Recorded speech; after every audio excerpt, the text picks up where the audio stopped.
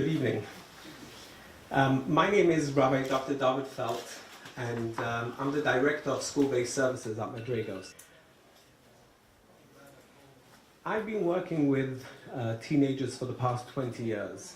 I started as a Rebbe, I continued as a principal, and right now I'm working with teenagers as a doctor in psychology.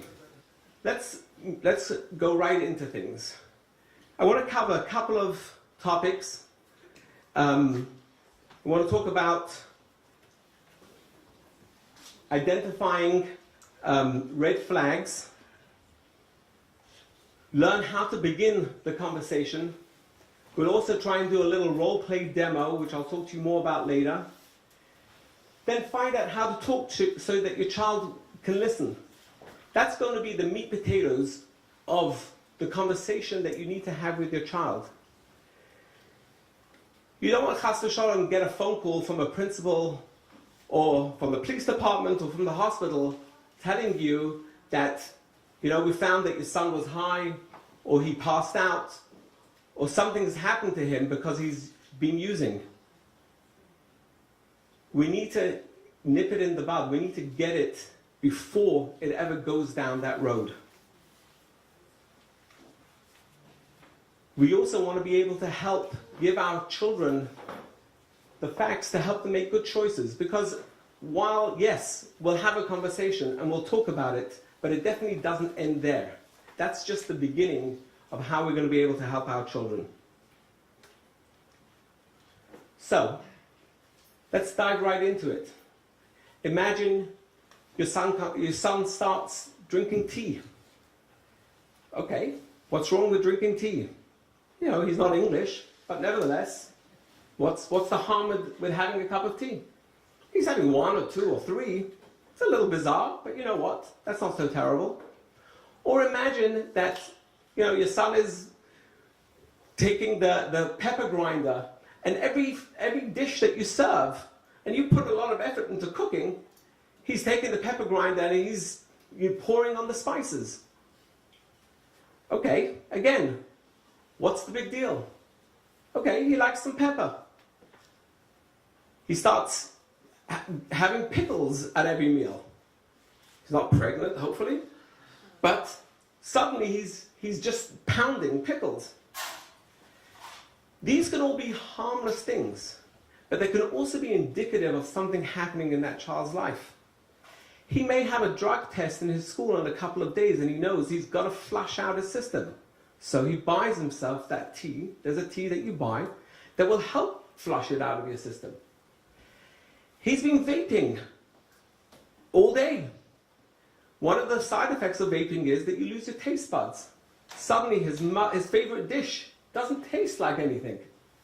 So we take out the pepper grinder. We want to be able to enjoy our food.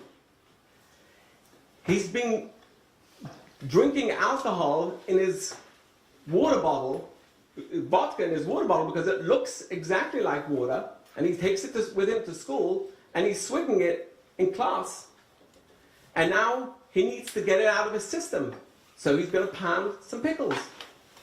If we understand what we're seeing, and we notice what we're seeing, these are clues to help us deal with our child and get things before chas v'shalom it goes really down the road. Now, the fact is, to be able to identify red flags, the most important thing is to notice change.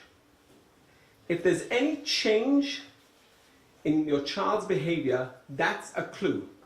Not all change is bad, but if there's change, that is an alert for you to investigate, to go a little further. I would tell you that you should I'm going to show you a baseline form that I put together, which I recommend each parent do independently for each child, and you should do something like that periodically, perhaps once a month. Because if you look at what's on the form, you're going to look at his sleeping patterns. Your child's sleeping patterns is probably the biggest clue to something happening in his life. His eating patterns, his weight. You heard the commissioner saying, kids who are doing drugs, they're going to lose weight. Music type, facial appearance, clothing, hairstyle, hygiene. These are very basic things. But we don't always think about it. Because you know what? From one day to the next, my child is the same. I see him in the morning, he wakes up in the morning, comes down, has a drink, has maybe some breakfast, he's out to school, comes back home from school. Oh, how's your day? Okay. Goes into his room, does a little bit of homework, supposedly, comes down for dinner. Hey, yeah, we'll talk a little bit for a few minutes, then goes back to his room until the next morning. It's the same thing. It seems to be the same thing every single day. But for us to notice the change, we need to look a little deeper and we need to look a little more focused. So again, you can make up your own one, but it's important for you to know these things about your child. If his bedtime schedule changes, and it may be a very slight change, a very subtle change, but it's going to be over time, that is telling you something is happening in his life. Hopefully it's not anything terrible, but it could be. And it could be your clue to know that I need to do something more. So, we're going to look at 2 sets of changes and examine them and see what they tell us. So you have the first set of changes, which we're going to call soft signs. Soft signs are general changes, and what it's telling you is that your child is on the path towards substance use. Most likely, he hasn't begun yet, but he's definitely on the path. Okay, again, these are changes from their typical behavior as we spoke about earlier. Music has changed. Academics, he's not doing as well. You suddenly see a change in his grade. He could be, generally speaking, a B student, but now you're seeing he's producing C work. This is a clue. Showing great impatience with academic. He's complaining about everything that the teacher does. Anything that happens in school, he's got a complaint about it. His language suddenly is peppered with some slang. At this point, it's critical that you sit down and talk with your son or your daughter. Because at this point, they're already on the path towards substance use. Hopefully they haven't begun yet, but it's getting there. What ages are you talking? I'm talking about teenagers, 8th or 9th graders, even younger, unfortunately. Well, Yes, unfortunately, even 12. they have access to this, that. You heard the commissioner earlier. Yes, they do. Medium signs. This is already where your child is already on the path. Beginning to have family conflict. When you breathe a sigh of relief that there's a Shabbaton in school and that your son's not going to be home because, maybe we can relax and have an enjoyable Shabbos meal, you know you have a problem. When any little thing becomes an issue and he's starting up fights with his siblings, you know that you have a problem. His clothing, his hairstyle has changed. He's now using drug culture. Whether it's bongs or whether it's jewels or whether anything that has to do THC, if he drops those words, he may say, I'm not into that, but I hear it from everybody else. That's not necessarily correct. He's drinking at Kedushin. Any 8th or 9th grade, any teenager should not be drinking any alcohol at any Kiddush. If he's suddenly going to Shalom Zachas that he doesn't have a clue who the people are, then you know that he has a problem. If he's hanging around with different friends, part of the baseline is to know who are his friends. If you see there's a change in friends, again, this is a sign that you need to investigate. You need to do more. Give me a moment. We'll have a chance for questions and answers. If he becomes more secretive than usual, he is doing something that he does not want you to know about. At this point, having the conversation with him is going to be very tricky. Most likely, it won't be effective. He's going to take anything that you say, even just beginning the conversation, he's going to take it as an attack, and you won't be able to really do anything about it. So, our goal tonight is to have that conversation with our child, and if we want to know when to have that conversation, the answer is now. Have the conversation as soon as possible. Don't wait till you suddenly see soft signs. Don't wait chas v'sholem till you get to the medium signs. So, just to recap, get to know your child. It's really important. And this is not just to prevent substance use. In general, it's a good idea for a parent to get to know all about your child as much as you can, and be on the lookout for change. The next topic on our agenda is to learn how to begin the conversation.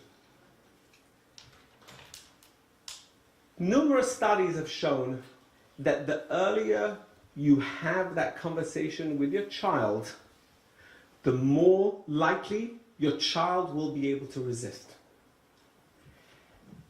Parents having that conversation with their child is the number one protection that they have.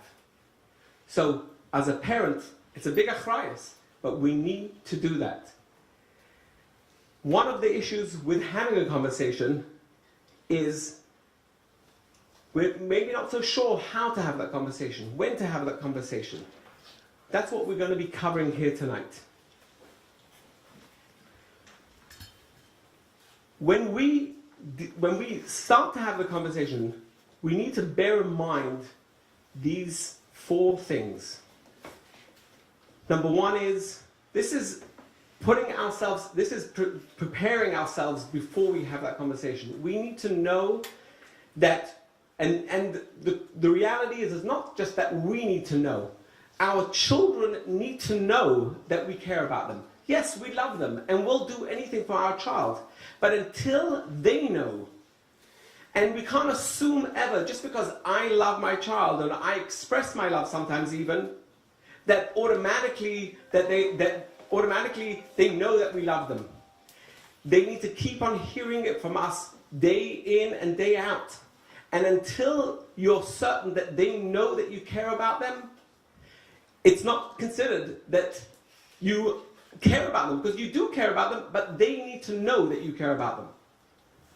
When you have this conversation, it needs to be done with respecting them. You need to respect their privacy, especially when we're dealing with 8th and 9th graders. When you're dealing with elementary school kids, it's much easier to have that conversation. But as they develop in their adolescence, you need to make sure that when you start that conversation, it's done in a respectful way, where you're respecting their privacy and independence. When you do have that conversation, it's got to come from an angle. It's got to be framed that I'm trying to understand you and I'm trying to help you. Those are the key components to having the conversation. A line that I would recommend using is, do you have a few minutes? This is a line that conveys respect. It also shows them that I am respectful of their privacy and of their time. I'm asking them. Now, we as parents are used to demanding perhaps, or telling our children what to do. In this, certainly when it comes to having this conversation, you want it to be that they understand that you're coming to work with them. You want to have an open conversation with them. And the only way to start that open conversation is by demonstrating respect. So, we're ready to begin the conversation. We go over to our son or our daughter and we say, hey, I have something really important I would like to talk about. Do you have a few minutes? Hopefully, they'll say yes. and you'll be able to sit down and talk with them. Sometimes, though, and in typical teenage fashion, their answer isn't going to be so simple and straightforward. So, in order to help you get over that hump, in order to help you get through that, what we're going to do right now, we're going to spend a couple of minutes and we're going to go through a few scenarios of a parent asking a child to have the conversation and then the child not answering so easily, and how the parent then responds. We're not going to go through a full conversation, we're just going to show you how to get over the beginning of that type of conversation. So I'm going to call upon right now our two interns, Maishi and Avrami, if you can come up here. If you can come up here.